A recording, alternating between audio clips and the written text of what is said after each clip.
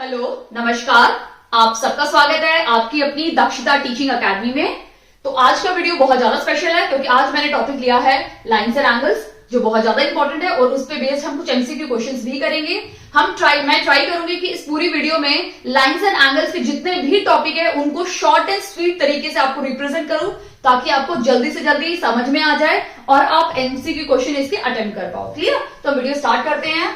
अगर आप देखेंगे लाइन्स एंड एंगल्स या रेखा एवं कोण चैप्टर में सबसे पहला पॉइंट हमारा आता है पॉइंट। तो आपको सबसे पहले पता होना चाहिए कि पॉइंट क्या होता है, जिसको हिंदी में हम बिंदु बोलते हैं। ठीक है, अब ये पॉइंट या बिंदु होता कैसा है, कैसा दिखता है, तो मैं आपको दिखा देती हूं। पॉइंट कुछ इस तरह से बनाया जाता है, इसे हम पॉइंट या बिंदु बोलते हैं। अगर आपको पता हो तो बिंदु या पॉइंट हमारा सबसे छोटा ज्योमेट्रिकल शेप है। क्लियर? तो क्या है ये? स्मॉलेस्ट ज्योमेट्रिकल शेप, सबसे छोटा ज्योमेट्रिकल शेप हमारा है वो है पॉइंट। क्लियर? अब आपने देखा होगा बहुत सारे यहाँ पे जो मेरे व्यूअर्स हैं वो टीचर्स भी होंगे। ठीक है, तो आपने देखा होगा बच्चे कुछ इस तरह से पॉइंट लगाते हैं, उसको बिल्कुल दबा दबा के पॉइंट बनाते हैं, बट ये पॉइंट नहीं होता है। बच्चों को हमें बताना चाहिए कि पॉइंट एक डॉट लगा देना ही काफी है पॉइंट को रिप्रेजेंट करने के लिए। ठीक है, बहुत इंपॉर्टेंट है किसी भी चीज को। अब जैसे नया बच्चा भी पैदा होता है हमारे घर पे तो उसका हम नामकरण करते हैं, तो वैसे ही बहुत इंपॉर्टेंट है कोई भी अगर ज्योमेट्री में कुछ भी बना रहे हो, कुछ भी पॉइंट कर रहे हो, तो आपको उनका नाम देना बहुत ज्यादा इंपॉर्टेंट है। तो इसको अगर मैं ए लिखती हूं तो ये हमारा क्या हो गया? Point A. क्लियर? अब एग्जाम में क्वेश्चन देखो, एग्जाम में इजी क्वेश्चन भी आएंगे और डिफिकल्ट भी क्वेश्चन आएंगे, तो आप क्वेश्चन एक्सपेक्ट कर सकते हो कि पॉइंट से क्वेश्चन किस तरह का आ सकता है। एक पॉइंट के थ्रू कितनी लाइन पास हो सकती हैं। तो अब अगर मैं इनको बनाऊं तो देखिए मैं कितनी सारी लाइनें बना रही हूं एक पॉइंट के थ्रू। ये तो मेरी बहुत सारी लाइनें बनती जा रही है, यानी एक पॉइंट के थ्रू मैं बहुत सारी लाइनें बना सकती हूं। ये जो बहुत सारी जो लाइनें हैं इसको सिंपल वर्ड में हम बोलते हैं इन्फिनाइट। सिंपल वर्ड में ये नाम आता है इन्फिनाइट। जब हम कोई भी चीज बहुत ज्यादा जिनको हम गिन नहीं सकते हैं, ऐसे जगह पे हम ये वर्ड यूज करते हैं इन्फिनाइट। क्लियर? बट अगर एग्जाम में आपको बोला हो कि आपको 2 पॉइंट दिए हैं तो अब आप कितनी लाइन बना सकते हैं इन दोनों पॉइंट को कनेक्ट करते हुए, तो आपको एग्जाम में क्या बताना है कि जब हमारे पास 2 बिंदु या 2 पॉइंट हो गए तब हम सिर्फ एक ही रेखा या एक ही लाइन बना सकते हैं। ठीक है, अगर एक बिंदु होगा तो अनेक लाइन बनेगी या बहुत सारी लाइन बनेगी, या इन्फिनाइट भी बोल सकते हैं। और जब 2 बिंदु होंगे तब हमारी कितनी लाइन बनेगी? सिर्फ एक लाइन बनेगी। क्लियर है ये चीज? ये एग्जाम में आपसे पूछा जा सकता है। क्लियर? अब हम नेक्स्ट देखते हैं। नेक्स्ट टॉपिक है हमारा, नेक्स्ट है लाइन। ठीक है, लाइन या रेखा। अब ये रेखा क्या होती है? जब बहुत सारी लाइनें, मैं आपको दिखा देती हूं, जब बहुत सारी लाइनें, ये बहुत सारे जब बिंदु मिलते हैं, ये देखो कितने सारे बिंदु मैंने बना दिए, छोटे छोटा करके मैं बहुत सारे बिंदु बना रही हूं, बहुत सारे छोटे मैंने बिंदु बना दिए। ठीक है, अब अगर आप देखोगे दूर से तो अब मेरे को पास से तो ये बिंदु दिखाई दे रहे हैं, बट अब अगर आप दूर से देखेंगे तो आपको ये पूरी लाइन दिखाई देगी। ठीक है, तो हम लाइन को क्या बोलते हैं? The collection of points. जब हम बहुत सारे पॉइंट्स को एक साथ इकट्ठा करते हैं, एक लाइन में खड़ा करते हैं, तो उसको हम बोलते हैं लाइन। ठीक है, यानी अगर ये किस तरह से दिखेगा, आपको एक लाइन की तरह दिखेगा, तो the collection of points is called line. ठीक है, अगर आप देखेंगे तो लाइन को हम कुछ इस तरह से रिप्रेजेंट करते हैं। ठीक है, मेरे नेम के लिए मैं बहुत ज्यादा पर्टिकुलर हूं तो आपको नाम लिखना बहुत जरूरी है। तो इसको हम क्या बोलेंगे? ए लाइन नहीं बोलेंगे, हम क्या बोलेंगे? Line A B. जैसे स्कूल में कई बार टीचरों को नाम नहीं पता होता तो कहते ए बेटा, लिसन बेटा, आप सुनो, ऐसे बोलते हैं हम लोग। तो वैसे ही अगर इस लाइन को मैं अगर कोई भी नाम नहीं दूंगी तो हम इसको ए लाइन नहीं बोलेंगे, ये हो जाएगी हमारी लाइन ए बी, जिसको हम किस तरह से रिप्रेजेंट करेंगे, इस तरह से लिखेंगे। जब भी आपको इस तरह से कुछ लिखा मिले तो इसका मतलब ये क्या है, लाइन ए बी। क्लियर?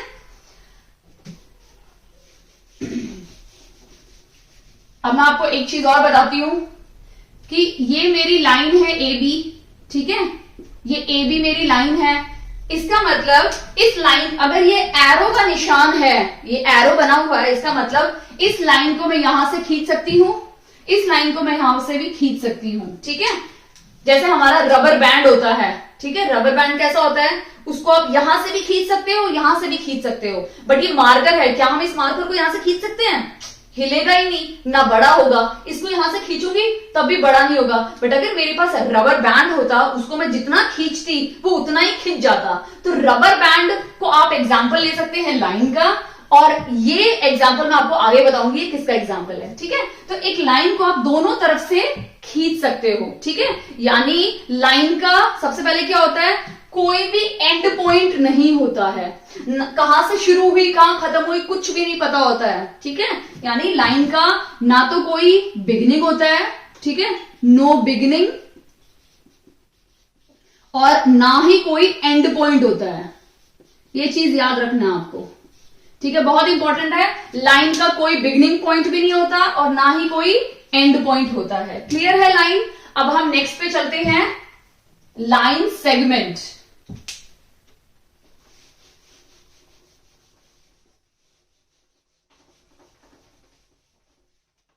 अब हम नेक्स्ट देखते हैं लाइन सेगमेंट,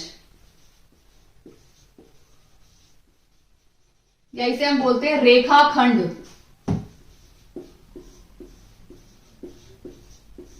ठीक है, अब ये रेखाखंड या लाइन क्या होता है, अगर आप नाम देखेंगे लाइन सेगमेंट, ठीक है। अब मैं आपको एक एक्टिविटी दिखाती हूं और आपको बहुत अच्छे से समझ में आएगा। लाइन सेगमेंट के साथ साथ एक और बहुत इंपॉर्टेंट है, वो है रे, ठीक है, या उसको बोलते हैं हम किरण। ठीक है, तो आपको लाइन सेगमेंट और रे का मैं एक छोटी सी एक्टिविटी दिखाती हूं, जिससे आपको बहुत अच्छे से समझ में आएगा, क्योंकि देखी हुई चीज हमेशा यहां चली जाती है, पहले बोलने वाली बाद में जाती है जितना देखने वाली जाती है। तो मैं आपको एक एक्टिविटी दिखाती हूं।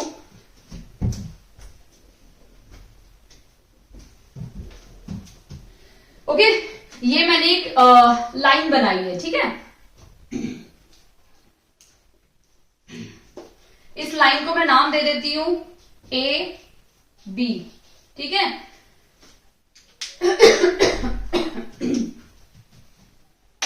अब अगर आप नाम देखेंगे लाइन सेगमेंट, किसी भी चीज को जो हम छोटे छोटे छोटे छोटे टुकड़ों में कट करते हैं, ठीक है, उसके हम सेगमेंट्स बना रहे हैं। जैसे कल मैंने एक पिज्जा की बात की थी, ठीक है, अगर आपने देखा हो पिज्जा, तो ये पूरा पिज्जा होता है। अगर उसका मैं छोटा सा एक स्लाइस ले लूं, उसको मैंने लास्ट वीडियो में बताया था, सेक्टर होता है, बट अगर मैं इस तरह से इसके और भी ज्यादा पीसेस कर दूं तो इसको मैं क्या बोलूंगी, इसके सेगमेंट कर दिए, यानी मैंने इस पूरे पिज्जा को खंड कर दिए, इसको विभाजित कर दिया, यानी इसको मैंने डिफरेंट डिफरेंट सेगमेंट्स में डिवाइड कर दिया। क्लियर? अब मैं बता देती हूँ आपको, एक्टिविटी के थ्रू बहुत अच्छे समझ में आ जाएगा, फिर आपको बिल्कुल रटने की जरूरत नहीं है। ये हमारा लाइन है। अब मैं क्या कर रही हूं, मैंने क्या बोला, लाइन सेगमेंट क्या होता है, यानी जब किसी लाइन को हम इक्वल सेगमेंट्स में कट करते हैं, यानी मैंने क्या किया, एक यहां से कट कर दिया और एक मैंने यहां से कट कर दिया, ठीक है, मैंने दो जगह से कट कर दिया, यानी मैंने इस पूरी लाइन को सेगमेंट यानी हिस्सों में काट दिया। ये जो बीच का हिस्सा आपको दिख रहा है ना, बीच का हिस्सा, ये हमारा है लाइन सेगमेंट, और ये जो साइड के हिस्से हैं ना, ये हमारे हैं रे। समझ में आया आपको? यानी एक लाइन से आपको दो चीजें मिलती हैं, लाइन सेगमेंट और रे। क्लियर है?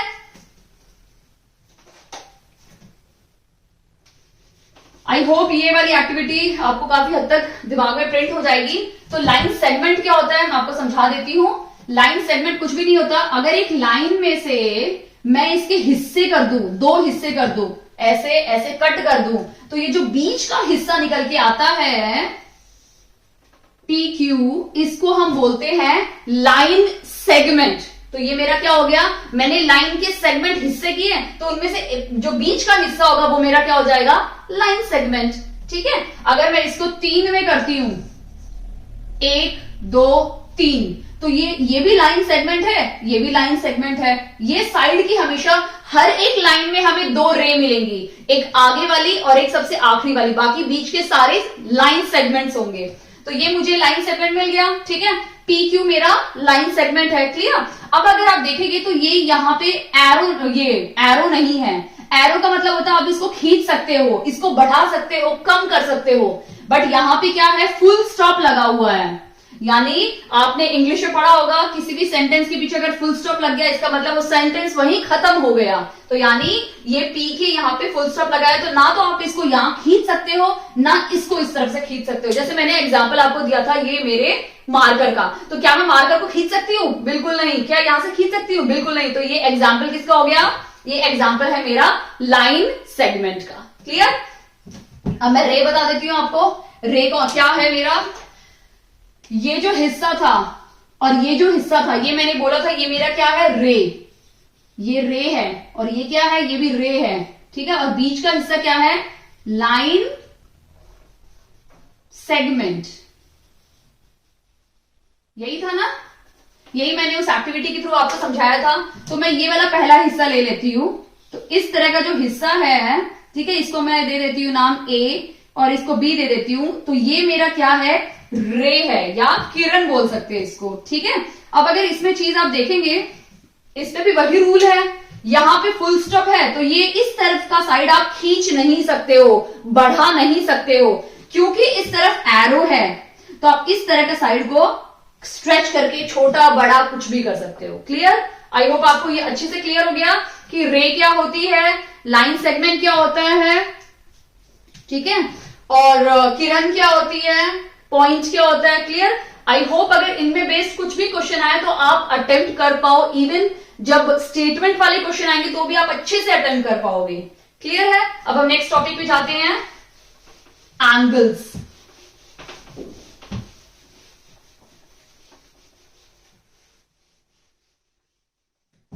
एंगल्स या कोण की बात मैंने इससे पहले वाली वीडियो में छोटा सा पार्ट आपका लिया था, तो हम देख लेते हैं एंगल्स क्या होते हैं या कोण क्या होते हैं। ठीक है, एंगल्स जिन्हें हम कोण भी बोलते हैं। ठीक है, इससे पहले वाले वीडियो में हमने किया था एंगल 3 टाइप के होते हैं। सबसे पहला आता है हमारा acute angle, acute angle. Second हमारा आता है राइट एंगल, ठीक है, और तीसरा हमारा आता है ऑब्ट्यूस एंगल, इसको बोलते हैं अधिक कोण।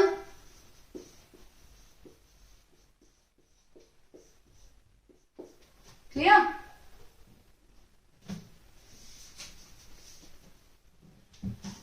न्यून कोण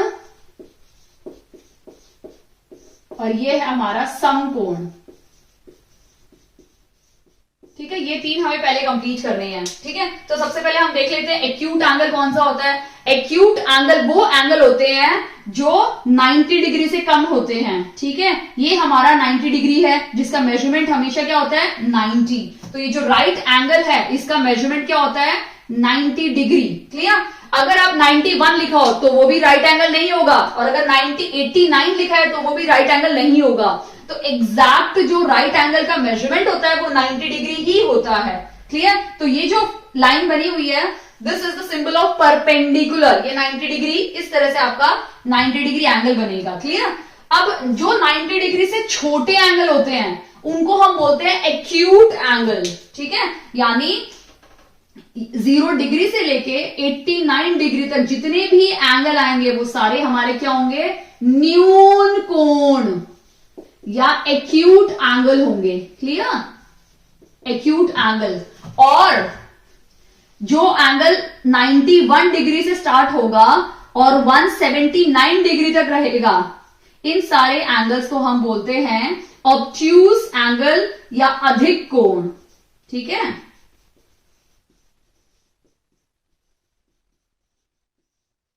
आई होप आपका ये अच्छे से क्लियर हो गया है कि न्यून कोण क्या है, अधिक कोण क्या है, सम कोण क्या है। अब हम नेक्स्ट देखते हैं एंगल्स पे ही है, types of angles. Next topic हमारा है टाइप्स ऑफ एंगल्स। एंगल्स में हम कुछ ये एंगल और भी थोड़े से एंगल है वो सब डिस्कस करेंगे एक ही करके, और उन पे बेस्ड एमसीक्यू क्वेश्चंस भी करने वाले हैं। तो सबसे पहला हम देख लेते हैं स्ट्रेट एंगल। ठीक है, तो सबसे पहले स्ट्रेट एंगल कौन सा होता है? जब कोई भी मैं एक स्ट्रेट लाइन बनाती हूं और उसका अगर आपसे मेजरमेंट पूछा जाए कि what is the measurement of a straight line, यानी एक सीधी रेखा का मेजरमेंट क्या है, ठीक है, या तो हम क्या लिखेंगे, उसका मेजरमेंट होता है 180 डिग्री। क्लियर? क्योंकि अगर आपके पास आपका प्रोटेक्टर है या डी है तो उसको अगर आप ऐसे रखेंगे और एक सीधी लाइन बनाएंगे तो आप देखेंगे तो यहां से 0 डिग्री स्टार्ट होता है, यहां पे 180 डिग्री खत्म होता है। तो ये पूरा मेजरमेंट कितना हो गया? 180 डिग्री का। क्लियर है? तो स्ट्रेट एंगल कौन से एंगल होते हैं? इस एंगल को हम बोलते हैं स्ट्रेट एंगल। ये जो एंगल है ना, इसको हम बोलते हैं स्ट्रेट एंगल, जिसका मेजरमेंट होता है 180 डिग्री। क्लियर? अब अगर इस लाइन पे कितने भी एंगल बनाओ, ठीक है, इस लाइन पे मैं कितने भी एंगल बनाऊं, यहां पे उन सब का मेजरमेंट कितना हो जाएगा? 180 डिग्री। अगर सपोज ये x है, ये y है, तो x प्लस वाई क्या हो जाएगा? किसके इक्वल होगा? 180 डिग्री के इक्वल। क्यों? क्योंकि ये स्ट्रेट लाइन का मेजरमेंट क्या होता है? 180 डिग्री। क्लियर? तो आप इस तरह से कोई भी एक अननोन टर्म निकाल सकते हैं। ठीक है, अभी हम नेक्स्ट देखते हैं रिफ्लेक्स एंगल। ये बहुत इजी है स्ट्रेट, क्योंकि स्ट्रेट लाइन का मेजरमेंट 180 डिग्री है। तो आपको एक चीज याद रखनी है कि इसका जो मेजरमेंट होता है वो क्या होता है? 180 डिग्री। अब नेक्स्ट हम देखते हैं रिफ्लेक्स एंगल। सपोज हमें ये एंगल दिया हुआ है 70 डिग्री, ठीक है, और हमें 70 डिग्री का रिफ्लेक्स एंगल निकालना है। ठीक है, तो हमारा जो इसमें देखेंगे तो ये रिफ्लेक्स एंगल क्या हो जाएगा? ये जो पूरा एंगल है जो मैंने ब्लू कलर से बनाया है, ये पूरा का पूरा क्या है? रिफ्लेक्स एंगल है 70 का। क्लियर? वो कैसे निकालेंगे? हमें पता है कि पूरा का पूरा जो मेजरमेंट होता है वो कितना होता है? 360 डिग्री।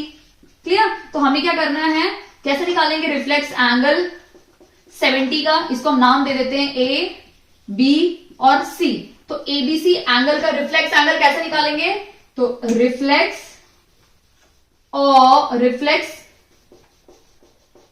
एंगल निकालना है हमें एबीसी का। कैसे निकालेंगे?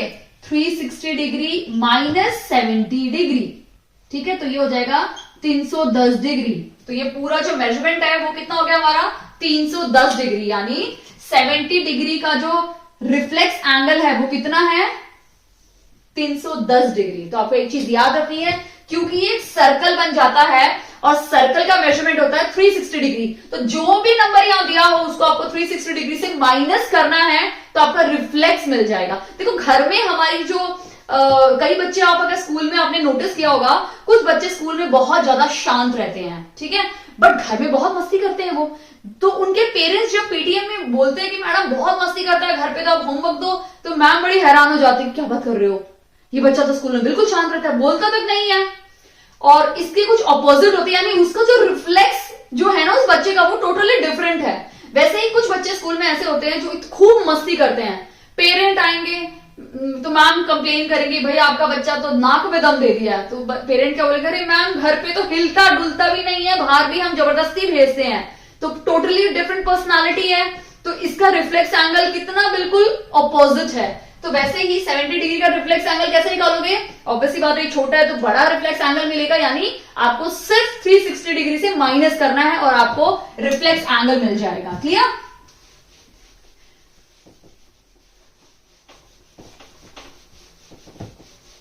नेक्स्ट देख लेते हैं जो बहुत ज्यादा इंपॉर्टेंट है, सप्लीमेंट्री एंगल। ठीक है, ये सप्लीमेंट्री एंगल बहुत ज्यादा इंपॉर्टेंट है। सप्लीमेंट्री एंगल वो एंगल होते हैं जिनमें किसी भी दो एंगल का सम कितना होता है? 180 डिग्री।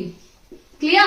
अब मैं अगर क्वेश्चन देती हूं आपको कि find the supplementary angle of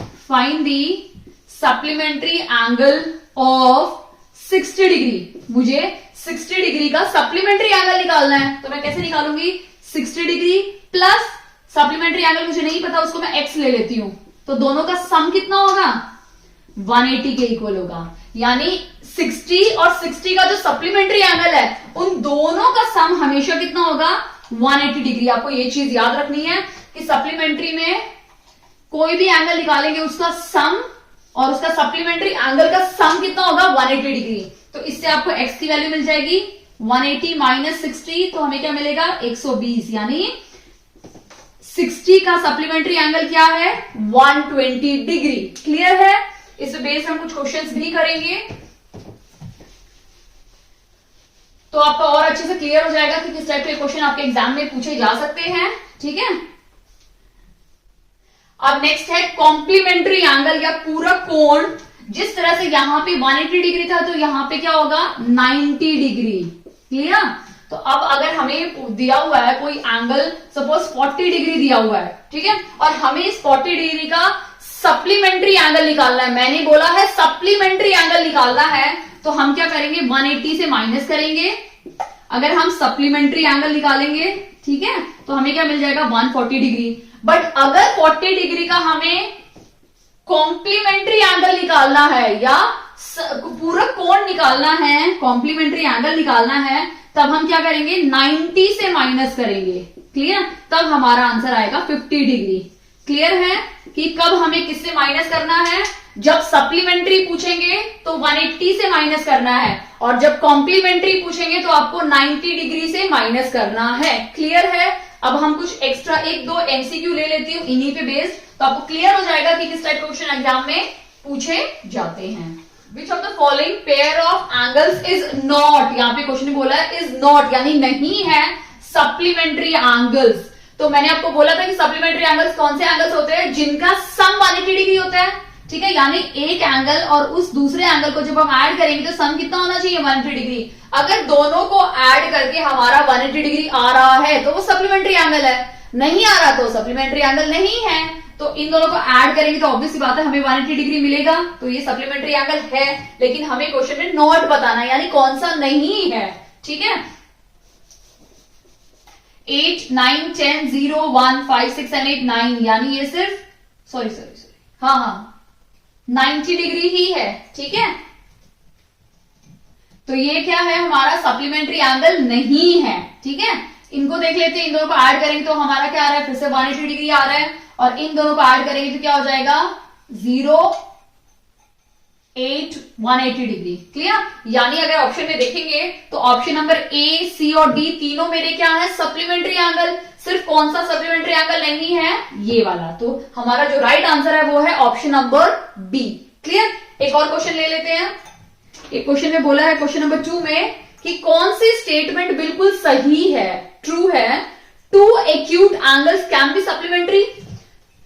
2 acute angles can be supplementary, supplementary हो सकते हैं। ये ए है, बी है 2 right angles can be supplementary. 2 right angles can be supplementary. फिर थर्ड है 2 obtuse angle can be supplementary. C है 2 obtuse angles can be supplementary, ये इसलिए क्योंकि सेम है। और 1 obtuse angle and 1 acute angle can't be supplementary.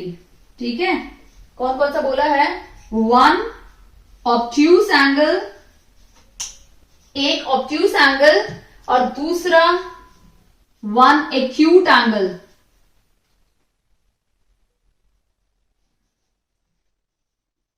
Acute angle can't be supplementary. ठीक है, तो हमें इन चारों ऑप्शन देखने हैं कौन सा ऑप्शन इसमें सही है। ठीक है, तो हम देख लेते हैं। क्वेश्चन बोला है 2 acute angle can be supplementary, क्या 2 एक्यूट एंगल मिलकर सप्लीमेंट्री बना देंगे? तो हम एक्यूट एंगल तो क्या होते हैं, जो 90 से कम होते हैं वो एक्यूट एंगल होते हैं। तो एक को हम 80 ले लेते हैं और दूसरा भी चलो 80 ले लेते हैं।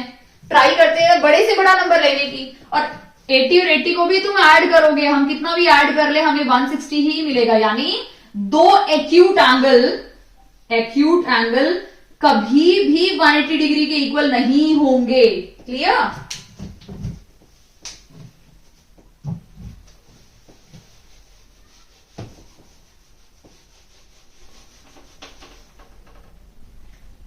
यानी 2 एक्यूट एंगल कभी भी 180 डिग्री के इक्वल नहीं होंगे। क्लियर? यानी फर्स्ट का आंसर हमारा रॉन्ग हो जाएगा, कैंसिल है।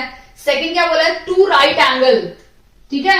90 डिग्री और 90 डिग्री को आप कितना भी प्लस करो हमें 180 मिल ही जाएगा, यानी ये हमारा राइट आंसर है।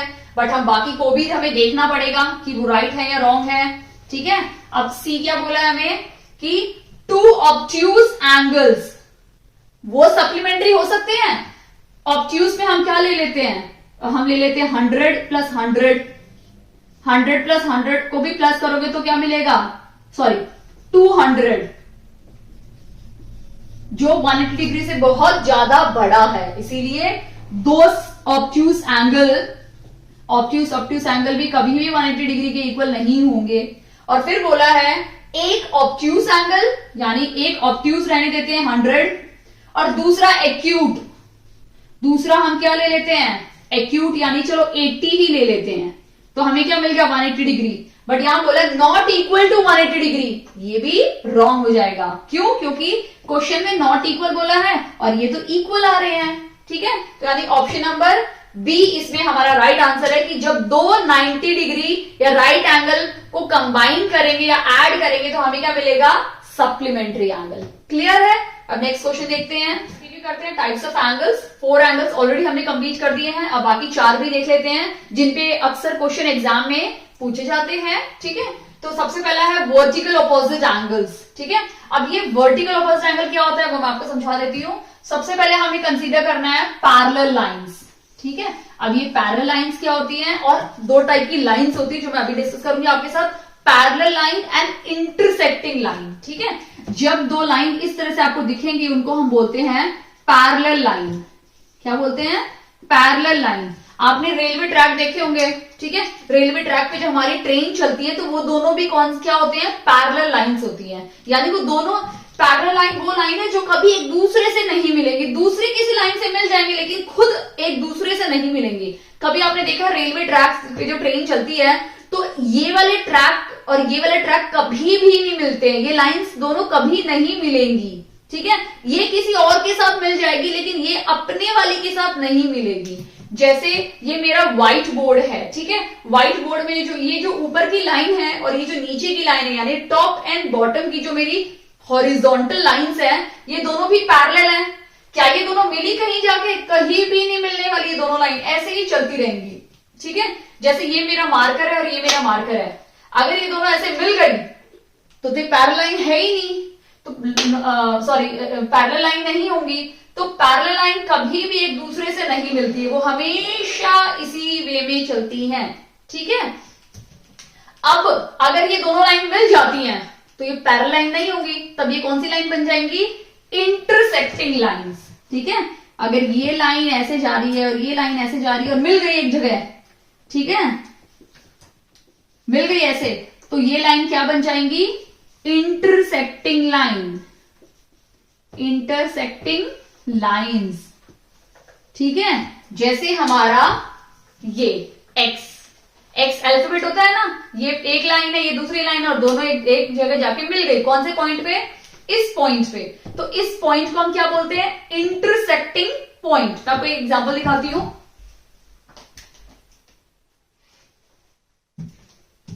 भाई ये हमारी है कैंची यानी सिजर। अगर आप देखोगे सिजर का ये वाला और ये वाली लाइन, ठीक है, क्या कर रही है, इंटरसेक्टिंग लाइन है, ये दोनों भी किस पॉइंट पे मिल रही है, इस पे मिल रही है, तो इसको हम क्या बोलेंगे, इसको हम क्या बोलेंगे, इंटरसेक्टिंग पॉइंट, जहां पे ये दोनों लाइन मिल रही हैं। तो यहां पे आई, इससे मिली और दूर चली गई, यहां से आई, इससे मिली, तो ये एक पॉइंट पे मिल गई, तो इसे हम क्या बोलते हैं, इंटरसेक्टिंग लाइन का एग्जाम्पल है हमारा सिजर, एक्स अल्फाबेट। ठीक है, बहुत सारी चीजें घर में आपको मिल जाती है जो इंटरसेक्टिंग लाइन होती है। तो ये लाइन आगे चली जाएगी, ये लाइन वहां चली जाएगी, तो इस पॉइंट को हम क्या बोलते हैं, इंटरसेक्टिंग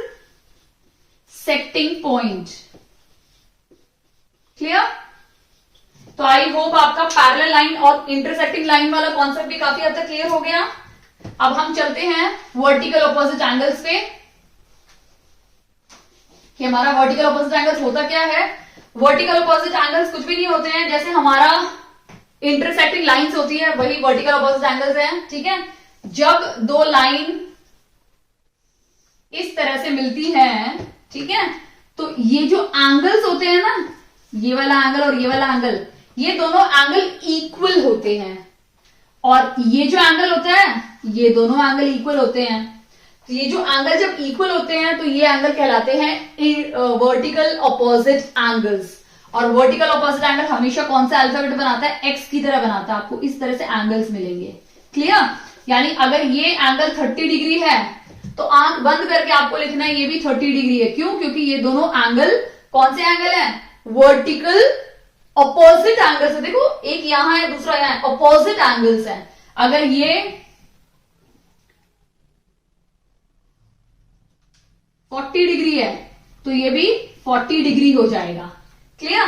बट कायदे से 40 नहीं होगा क्योंकि पूरा 360 और ये पूरा 180 आना चाहिए। ठीक है, चलो इसे 130 ले लेते हैं और इसे 50 डिग्री ले लेते हैं। क्लियर है? समझ में आया? तो वर्टिकल ऑपोजिट एंगल्स वो होंगे, अगर ये तो 130 है तो ये भी 130 होगा, ये 50 है तो ये भी 50 होगा। एक फिगर में देख लेते हैं तो आपको समझ में आ जाएगा किस टाइप से ये क्वेश्चन देखना है हमें।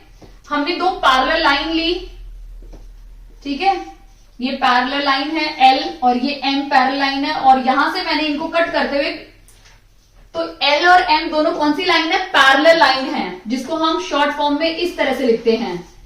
दो जब ऐसे डंडे खींच देते हो तो इसका मतलब है दोनों लाइन पैरेलल हैं। तो अगर L और M के बीच में बनाया है तो ये दोनों लाइन मेरी पैरेलल हैं। क्लियर? और इनको कट करते हुए एक ट्रांसवर्सल आया बीच में से, तो M और T ये दोनों कौन सी लाइन बन गई? अगर हम इसको छुपा दें तो ये दोनों लाइन क्या बन गई? Intersecting lines. और अगर इसको छुपा दें तो T और L क्या बन गई? Intersecting lines. ठीक है, तो यहां पे कोई भी एंगल होगा, एंगल 1, और यहां पे अगर एंगल 2 होगा, तो ये जो ना दोनों जो एंगल अगर आप देखोगे तो ये कौन से एंगल है? Vertical opposite angles.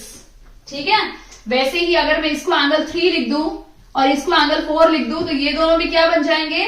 Vertical opposite angles. मैंने बोला था दो लाइन, यानी एक ये लाइन है, एक ये लाइन है, एक्स बन गया, तो यहां वाला एंगल दोनों इक्वल होंगे, ये दोनों एंगल इक्वल होंगे। वैसे ही अगर यहां करोगे तो आपके ये दोनों भी इक्वल बन जाएंगे, यानी एंगल 5 एंगल 6 के इक्वल होगा।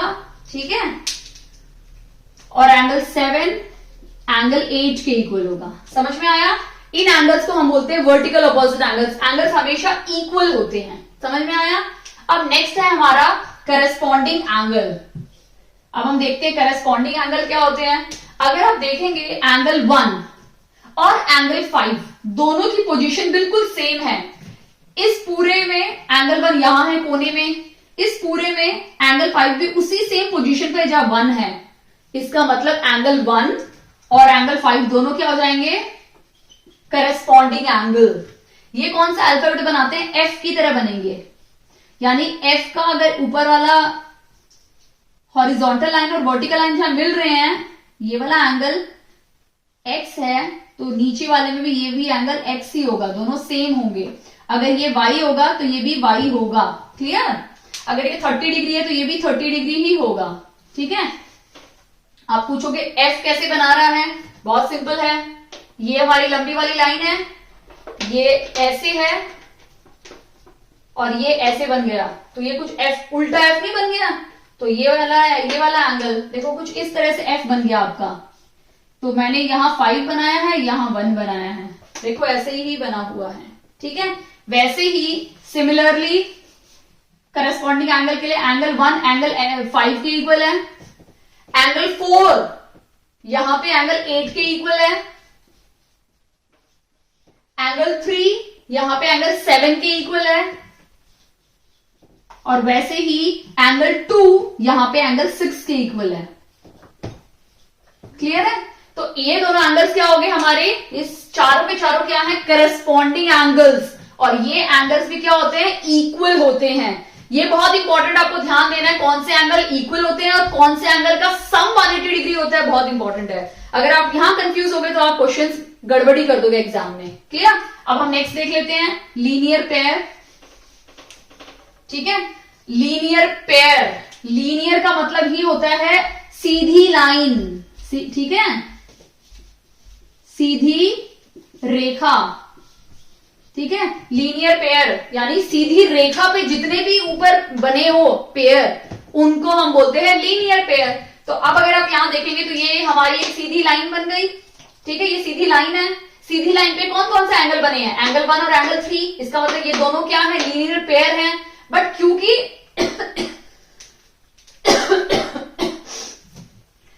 सीधी लाइन का सम मैंने आपको बताया था स्ट्रेट एंगल का सम 180 डिग्री होता है, तो एंगल 1 प्लस एंगल 3 का जो सम होगा वो 180 डिग्री होगा। क्यों होगा मैंने आपको बता दिया, क्योंकि ये एक सीधी लाइन है और सीधी लाइन का जो सम होता है वो 180 डिग्री होता है। इसका मतलब इसमें जितने भी एंगल बनेंगे उन सब का टोटल सम 180 डिग्री होगा, यानी एंगल 1 और एंगल 3 का जो सम है वो 180 डिग्री होगा। क्लियर है। वैसे ही ये लाइन देखिए, ये भी सीधी लाइन है, तो उसपे 5 और 7 एंगल बने हुए हैं, तो दोनों का सम क्या होगा, 180 डिग्री। ठीक है। अब अगर ये सीधी लाइन ले लेती हूं तो नीचे वाले एंगल का भी सम 180 डिग्री होगा, ये वाली लाइन लेती हूं तो ये दोनों नीचे एंगल का भी सम 180 डिग्री होगा। मैं अगर लाइन ऐसे वाली भी लेती हूँ ना सीधी, तो इन दोनों का सम भी 180 डिग्री होगा, इन दोनों का सम भी 180 डिग्री होगा। ठीक है। जहां आपको सीधी लाइन बने उस पे कितने भी एंगल बने हो सबका सम क्या होगा, 180 डिग्री के इक्वल। क्लियर है। अब हम नेक्स्ट लास्ट देख लेते हैं, ऑल्टरनेट एंगल्स। ठीक है। अगर हम लास्ट देखेंगे ऑल्टरनेट एंगल्स, तो ये दो टाइप के होते हैं। ठीक है। ऑल्टरनेट एंगल्स दो टाइप के होते हैं, एक होता है इंटीरियर, इंटीरियर नाम से पता चल रहा है अंदर, एक होता है एक्सटीरियर। और इंटीरियर एंगल्स हमेशा एक जेड अल्फाबेट बनाते हैं। जहां पे आपको जेड दिखे ना, जेड का ये वाला एंगल और ये वाला एंगल दोनों क्या होते हैं, इक्वल होते हैं। तो अगर आप इस फिगर में देखेंगे तो ये कुछ इस तरह से जेड बन रहा है, तो एंगल 4 और एंगल 7 दोनों क्या हो जाएंगे, इक्वल। तो एंगल 4 और एंगल 7 इक्वल हो जाएंगे। क्योंकि ये पैरेलल लाइन के अंदर है तो ये किस कैटेगरी में आएंगे, इंटीरियर एंगल्स की कैटेगरी में। तो इनको हम क्या लिखेंगे रीजन में, ऑल्टरनेट इंटीरियर एंगल्स।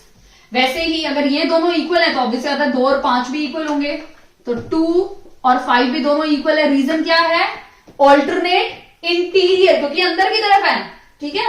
वैसे ही एंगल 1 और एंगल 7, एंगल 1 और एंगल 7, ये सॉरी नॉट 7 नहीं है, 6 है। एंगल 1 और एंगल 6 दोनों क्या है, ऑल्टरनेट एंगल है, बट क्योंकि पैरेलल लाइन के बाहर की तरफ है तो एक्सटीरियर एंगल हो गए। वैसे ही एंगल 3 और एंगल 8, एंगल 3 और एंगल 8 ये दोनों क्या है, हमारे एक्सटीरियर एंगल्स हैं। ठीक है। बाहरी एंगल, बाहरी कोण है ये। ठीक है। किसके, ऑल्टरनेट। क्लियर। तो ये दोनों हो गए ऑल्टरनेट एक्सटीरियर एंगल्स और ये दोनों हो गए ऑल्टरनेट इंटीरियर एंगल्स। क्लियर है। आई होप आपको अच्छे से समझ में आ गया, कोई भी दिक्कत नहीं है। अब हम कुछ एक्स्ट्रा क्वेश्चंस करते हैं इन पे भी बेस्ड, तो आपको अच्छे से क्लियर हो जाएगा कि किस टाइप के क्वेश्चन एग्जाम में पूछे जा सकते हैं। Find the reflex angle. पहले सिंपल से स्टार्ट करते हैं। हमें AOB 60 डिग्री दिया हुआ है और उसका रिफ्लेक्स एंगल निकालना है, तो बहुत सिंपल है। इसका पूरे का क्या होगा, 360 डिग्री से माइनस करना है रिफ्लेक्स एंगल के लिए, तो 360 डिग्री माइनस 60 तो क्या आएगा हमारा 300। क्लियर। तो यानी हमारा इसमें कौन सा ऑप्शन राइट है, ऑप्शन नंबर सी। बहुत सिंपल है, आपको कुछ भी नहीं करना, सिर्फ 360 डिग्री से माइनस करना है। क्यों, क्योंकि एक इसका पूरे का सम कितना होता है 360 डिग्री, और 60 को माइनस करके हमें इसका रिफ्लेक्स निकालना है। क्लियर। तो ये हमारा ऑप्शन नंबर सी इसमें राइट आंसर है। एक और क्वेश्चन मैं आपके साथ डिस्कस कर रही हूं, क्वेश्चन नंबर 2। काफी बार क्वेश्चन लिखने में थोड़ा टाइम वेस्ट हो जाता है, इसलिए डायरेक्टली इस बार मैं फिगर बना लेती हूं। CD, तो AOB और COD दो हमारी क्या है, स्ट्रेट लाइन है जो इंटरसेक्ट कर रही है O पॉइंट पे। ठीक है। ये मेरी स्ट्रेट लाइन है, ये मेरी स्ट्रेट लाइन है, दोनों मिलके, तो ये दोनों मिलके क्या बन गई, इंटरसेक्टिंग लाइंस। और ये जो O पॉइंट है ये मेरा क्या बन गया, इंटरसेक्टिंग पॉइंट। क्लियर। अब हमें इसमें क्या निकालना है, हमें इसमें निकालना है XY, ये हमारा X है, ये हमारा Y है, एंड 62 डिग्री, 62 ही है ना, 62 डिग्री, 82 डिग्री ये दिया हुआ है। ठीक है। हमें बोला है एंगल दस form this marked, then find हमें एंगल एक्स और माइनस करके एंगल वाई की जो भी आंसर आएगा वो निकालना है।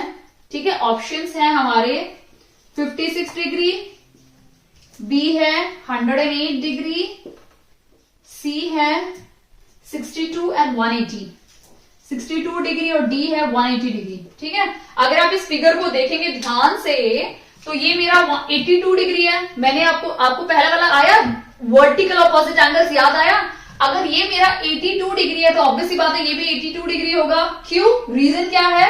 वर्टिकल ऑपोजिट एंगल्स की वजह से ये दोनों इक्वल हैं, एक्स बना हुआ है ये दोनों इक्वल होंगे और ये दोनों इक्वल होंगे। क्लियर?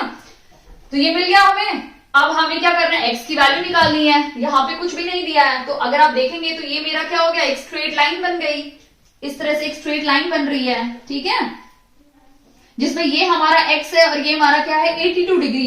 तो स्ट्रेट लाइन का सम कितना होता है? 180 डिग्री। तो हमें सिर्फ क्या करना है? एक्स निकालने के लिए क्या करना है? 180 से माइनस करना है। तो 180 डिग्री माइनस 82। ठीक है, फिर सब्ट्रैक्ट करेंगे तो हमें आंसर क्या मिलेगा? ये इसको 8 और इससे से करेंगे तो 98 डिग्री मिल गया। यानी ये क्या हो गया हमारा? 98। हमें क्या निकालना है? एक्स को माइनस करना है वाई से, यानी इसको इससे माइनस करना है, माइनस ही करना है ना इसमें। हाँ, find the value of angle x minus angle y. यानी एक्स क्या है हमारा? 98, उसको हमें 82 से माइनस करना है 16 degree. In the following figure, two straight lines AB and CD are intersecting at point O. Angle formed and the angle thus formed at O is marked. Then find the value of angle X minus angle Y. तो ये 16 degree आ रहा है, यानी यहाँ पे option में ही नहीं दिया हुआ है। अदरवाइज इसका आंसर देखो, x माइनस वाई ही हमसे पूछा था। Angle x minus angle y, तो एंगल x तो हमारा 98 है, उसमें से अगर हम 82 माइनस करेंगे तो ऑब्वियस सी बात है हमें 16 डिग्री मिलेगा।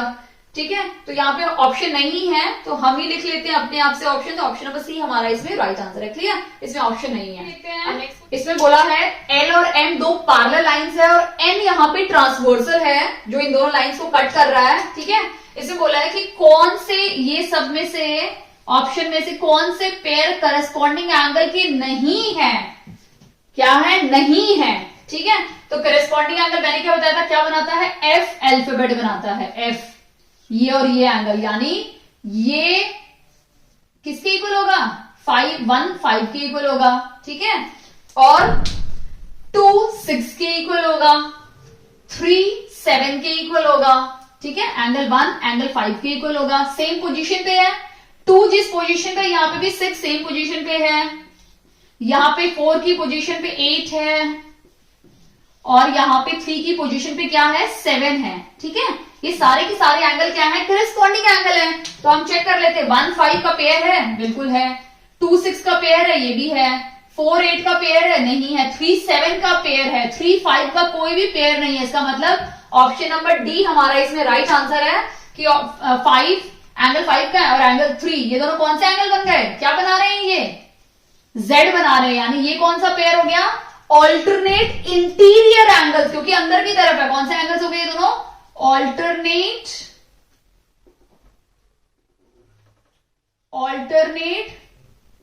Interior angles.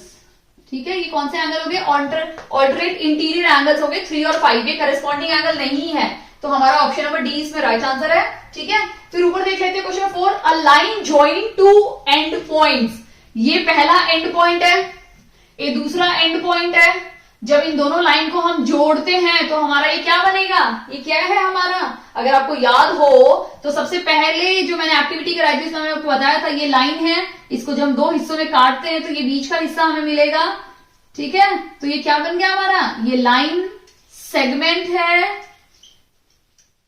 और ये हमारा रे है और ये भी हमारा क्या था? रे था। क्लियर? किससे मिलके बना है? लाइन से।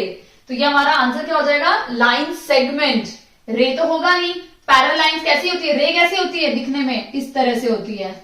ठीक है, पैरेलल लाइंस कैसा होता है? इस तरह से पैरेलल लाइंस होती है। इंटरसेक्टिंग लाइंस कैसी होती हैं? इस तरह से होती हैं। और रे कैसी होती है? इस तरह से होती है। और line segment 2 and points joint होते हैं। ठीक है, क्वेश्चन नंबर 5 देख लेते हैं। Reflex angle. मैंने आपको बताया था कि अगर आपको किसी का भी रिफ्लेक्स एंगल निकालना है तो ये उसका पूरा रिफ्लेक्स एंगल होता है, ठीक है। मोर देन 90 डिग्री, ऑब्वियसली बात है 90 डिग्री से भी ज्यादा होगा। इक्वल नहीं होगा, ये मोर देन 180 डिग्री यानी एक स्ट्रेट लाइन से भी ज्यादा होगा। क्लियर, यानी इसका राइट आंसर है option number C, more than 180 degree. Clear. एक क्वेश्चन और लेते हैं। यहां पे क्वेश्चन है, two angles whose sum is equal to 180 degree. कौन से दो एंगल्स हैं जिनका सम 180 डिग्री के इक्वल होता है, आपको बताना है। ये कोई भी दो एंगल्स हो सकते हैं, ठीक है। यहां पे ब्लैंक है, कोई भी दो एंगल्स हो सकते हैं। मैं ऑप्शन आपको देती हूं।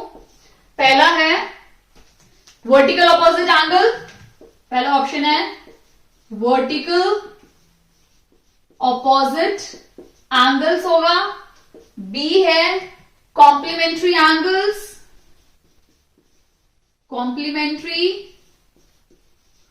एंगल्स होगा, या ये सप्लीमेंट्री एंगल्स,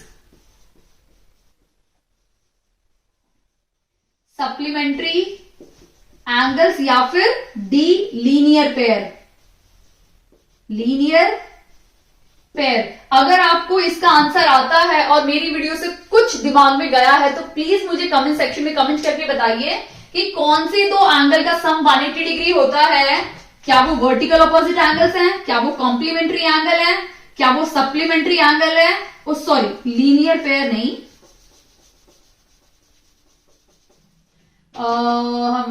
लीनियर पेयर नहीं, ऑल्टरनेट एंगल्स।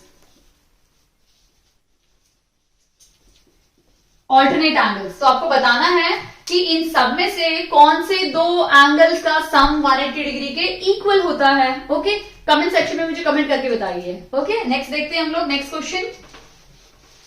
ये वाला क्वेश्चन देखते हैं।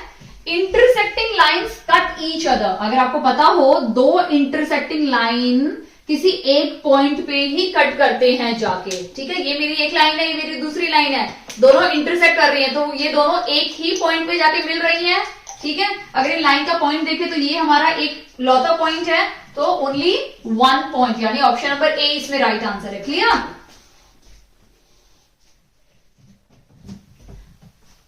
अब हम ये वाला क्वेश्चन देख लेते हैं, या ये वाला देख लेते हैं। If two lines intersect each other, अगर दो लाइन एक दूसरे को इंटरसेक्ट कर रही है, देन वर्टिकल ऑपोजिट एंगल्स, तो उनके वर्टिकल ऑपोजिट एंगल्स क्या होते हैं, मैंने आपको समझाया था। उनके वर्टिकल ऑपोजिट एंगल्स क्या होते हैं, इक्वल होते हैं, यानी ऑप्शन नंबर ए इसमें राइट आंसर है। क्लियर। अब हम ये वाला क्वेश्चन देख लेते हैं, ठीक है। इस टाइप के इजी क्वेश्चन भी काफी बार पूछे जाते हैं, ठीक है। अब अगर इस क्वेश्चन में देखेंगे तो यहाँ पे हमें निकालना है ये x की वैल्यू, इस x की वैल्यू निकालनी है, ठीक है। ये सिंबल दिया हुआ है, इसमें बोला है AB और CD दोनों क्या हैं, AB और CD दोनों पैरेलल लाइन है, और ये परपेंडिकुलर है, तो ये सिंबल भी डाला हुआ है, यानी ये 90 डिग्री है, और ये पूरा का पूरा 135 हमें क्वेश्चन में गिवन है। हमें क्या निकालना है, x की वैल्यू। तो अगर आप देखेंगे ये दोनों पैरेलल लाइन है, ठीक है, और इस तरह से हमारा एक ट्रांसवर्सल बन रहा है GE। इसको मैं थोड़ा बढ़ा देती हूँ, इसको भी थोड़ा बढ़ा देती हूँ, ठीक है। तो ये यहाँ पे ये वाला एंगल है, यहाँ पे ये वाला एंगल है, ये 135 है, तो ये भी क्या हो जाएगा 135। रीजन क्या है, ऑल्टरनेट इंटीरियर एंगल्स, क्योंकि ये क्या बना रहा है, Z शेप बना रहा है। अगर आप ध्यान से देखेंगे तो हमारा जो ऑल्टरनेट इंटीरियर एंगल्स होते हैं अंदर की तरफ है ना दोनों, ये देखो Z बना रहा है इस तरह से। तो एक यहां पे एंगल और एक यहां पे एंगल, दोनों क्या है, इक्वल है, इसीलिए इसका आंसर क्या है, D, option number D 135 degree. अगर आपको सॉल्व करना है तो आप ऐसे भी कर सकते थे, ये 90 था, ये 135 था, इससे इसको माइनस कर दे तो आपको ये मिल जाता, ये भी 90 था, तो सम से ये निकालते, फिर लीनियर पेयर से ये निकालते, तो it is just wastage of time. Answer तो आपको तब भी मिलता। तो आपको सारे के सारे एंगल यूज करके देखने कि किस एंगल से कम समय में आपका आंसर निकल आए। क्वेश्चन देखते हैं। If two interior angles on the same side of a transversal intersect two lines are in ratio, ठीक है। यहाँ पे क्या बोला है कि दो पैरेलल लाइंस के बारे में बातें की गई हैं और जिनको इंटरसेक्ट कर रहा है ट्रांसवर्सल। क्लियर, एक ट्रांसवर्सल इंटरसेक्ट कर रहा है दो पैरेलल लाइंस को, यहाँ पे इंटीरियर एंगल्स बोला गया है कि दो इंटीरियर एंगल्स, तो या फिर तो ये दोनों हो सकते हैं या फिर ये दोनों एंगल्स हो सकते हैं। क्लियर? कौन कौन से एंगल्स हो सकते हैं यहाँ पे? इंटीरियर एंगल्स, या फिर ये दोनों हो सकते हैं दोनों, या फिर ये दोनों हो सकते हैं interior angles. If two interior angles on the same side of the transversal, मतलब ट्रांसवर्सल की सेम साइड, या फिर तो मुझे ये दोनों लेने पड़ेंगे या फिर ये दोनों लेने पड़ेंगे, कोई भी दो मैं एंगल्स ले सकती हूँ यहाँ पे। ठीक है, उनका रेशियो दिया हुआ है, तो मैं ये ले लेती हूँ, ये 2 है, ये 3, रेशियो दिया हुआ है, एंगल नहीं दिया हुआ। हमें एंगल जो इन दोनों में से जो बड़ा एंगल है वो हमें निकालना है, तो बड़ा तो हमें पता है 3 है, तो 3 ही निकालना होगा। ठीक है, तो हम क्या करेंगे, हमें एंगल नहीं पता तो हम क्या करेंगे, ये 2x ले लेते हैं और इसको 3x ले लेते हैं। ठीक है, तो कैसे सॉल्व करेंगे, हमें क्या करना है इसमें, क्योंकि ये दोनों एंगल, एक और प्रॉपर्टी है इसकी, जब दो पैरेलल लाइन हो और एक ट्रांसवर्सल हो, दो पैरेलल लाइन और एक ट्रांसवर्सल हो, तो ये जो इंटीरियर एंगल्स होते हैं ना, सेम साइड, ट्रांसवर्सल के सेम साइड के जो इंटीरियर एंगल्स होते हैं ना, उनका सम होता है 180 डिग्री, और इनको हम कंसेक्यूटिव एंगल्स भी बोलते हैं। ठीक है, कंसेक्यूटिव एंगल्स, या फिर हम बोल सकते हैं transversal on the same side of the, sorry, parallel line में अगर एक ट्रांसवर्सल है तो angles on the same side of the transversal, their sum is 180 degree, तो इन दोनों का सम क्या हो जाएगा, 180 डिग्री हो जाएगा, यानी 3 + 2, तो क्या हो जाएगा, 5x is equal to 180 degree. ठीक है, तो x क्या हो जाएगा, 180 डिवाइड बाई 5, 5 3 = 15, 30, 5 6 = 30, 36 डिग्री मिल गया हमें। क्योंकि सिर्फ बड़े वाले का निकालना है तो 36 को हमें क्या करना पड़ेगा, 3 से मल्टीप्लाई, तो ये हो जाएगा 108, यानी हमारा जो राइट आंसर है वो क्या है, ऑप्शन नंबर बी। बट अगर सेकंड का भी निकालना होता तो क्या हो जाता, 36 × 2 यानी 72 डिग्री, अगर छोटे वाले का पूछा होता, क्योंकि बड़े का पूछा है तो 108। क्लियर है? एक और बार रिपीट कर देती हूं, जब भी दो पैरेलल लाइन हो, क्योंकि ये भी काफी बार इस पे क्वेश्चन आ जाते हैं, ठीक है, same side of the transversal, कि जब भी आपके पास दो पैरेलल लाइन है और एक ट्रांसवर्सल है, तो ये जो ट्रांसवर्सल के एक ही तरफ, यानी वन साइड ही जो एंगल्स होते हैं ना, उन दोनों का सम होता है 180 डिग्री। तो angles on the same side, एक ही साइड, ट्रांसवर्सल के एक ही साइड में जो दो एंगल्स होंगे, इन दोनों का सम क्या होगा, 180 डिग्री। इनको हम कंसेक्यूटिव एंगल्स भी बोलते हैं। क्लियर? तो वो मैंने यहां अप्लाई किया है। अब ये वाला क्वेश्चन देख लेते हैं हम लोग। ठीक है, अब इसमें क्या दिया हुआ है, ये एक स्ट्रेट लाइन है, तो इस पूरे का सम कितना होगा, 180 डिग्री। ठीक है, अब 180 डिग्री में से 40 माइनस कर दो। क्या, क्यों, मैं बताती हूं, मैंने क्यों माइनस करने के लिए बोला है, क्योंकि इस पूरे का सम 180 डिग्री है, तो हम कैसे लिखेंगे, 40 + 4x + 3x is equal to 180 degree. 3 + 7 हो जाएगा 7x, और ये 40 उस तरफ चला जाएगा तो क्या हो जाएगा, 140। तो x क्या हो गया, 140 डिवाइड बाई 7, 7 2 = 14, तो x क्या हो गया, 20 डिग्री। तो हमें वही निकालना था ना, तो x हमारा हो गया 20, यानी ऑप्शन नंबर ए इसमें राइट आंसर है। Clear?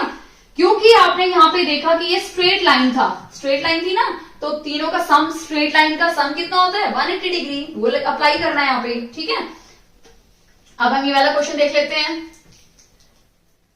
The angles of a triangle, एक ट्रायंगल है, उसकी बात की गई है, उसके एंगल्स है, उनका रेशियो दिया हुआ है, तो 5 हो सकता है, 3 हो सकता है, 7 हो सकता है, मुझे नहीं पता, क्योंकि यहाँ पे एंगल नहीं दिया हुआ, रेशियो दिया हुआ है।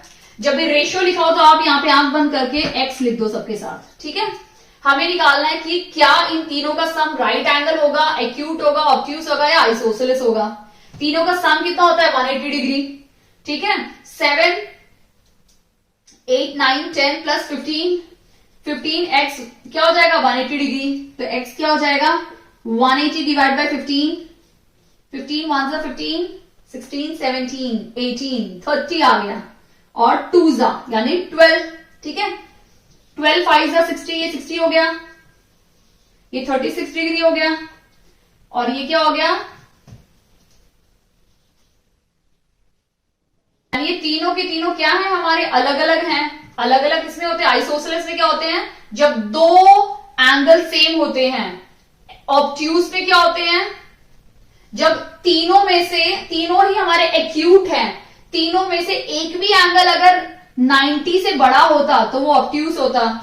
एक्यूट एंगल ट्रायंगल इसका राइट आंसर है। राइट एंगल में 90 डिग्री होना था, एक भी 90 डिग्री नहीं है, तीनों की तीनों 90 से कम है, तो क्या हो जाएगा एन एक्यूट एंगल ट्रायंगल। और बहुत सिंपल है, अगर आप इन तीनों को भी देखोगे, सम करके देखते 7, 8, 9, 10, 11, 12 यानी क्या आता 15 को आपको सिर्फ डिवाइड करके देखना था, तो आपको पता चल जाता कि तीनों की तीनों जो आंसर है वो क्या है 90 से कम आ रहे हैं। बट 90 से कम हो गए तो क्या हो जाएंगे, वो सारे तीनों एंगल 90 से कम है, तो वो क्या हो गए एक्यूट एंगल ट्रायंगल। क्योंकि एक्यूट का मतलब होता है छोटा, जिसका मेजरमेंट 90 से कम होता है उसको हम एक्यूट एंगल बोलते हैं। क्लियर?